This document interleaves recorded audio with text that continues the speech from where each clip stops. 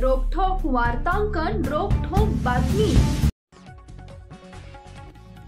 राष्ट्रवादी काँग्रेस अजित पवार गटाने पक्षात शिस्त आणि आंतरिक समन्वय राखण्यासाठी मोठा निर्णय घेतला आहे। पक्षाच्या दोन प्रमुख प्रवक्त्यांना रुपाली ठोंबरे आणि अमोल मिटकरी यांना त्यांच्या पदावरून मुक्त करण्यात आले। पक्षाने नव्या 17 प्रवक्त्यांची यादी जाहीर केली असून यात या दोघांची नावे दिसत नाहीयेत। रुपाली पाटील ठोंबरे यांना हटवण्यामागचे मुख्य कारण म्हणजे त्यांनी पक्षाच्या महिला नेत्या आणि राज्य महिला आयोगाच्या अध्यक्षा रुपाली चाकणकर यांच्यावर सातत्याने केलेली टीका।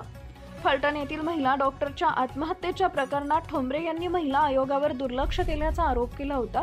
यावरून त्यांनी चाकणकर यांच्या राजीनाम्याची मागणी केली आणि पुण्यात आंदोलनही केलं होतं। प्रवक्ते पदावरून हटवण्यात आलेलं दुसरं नाव म्हणजे अमोल मिटकरी, जे पक्षाचे ज्येष्ठ नेते आणि विधान परिषद सदस्य आहेत।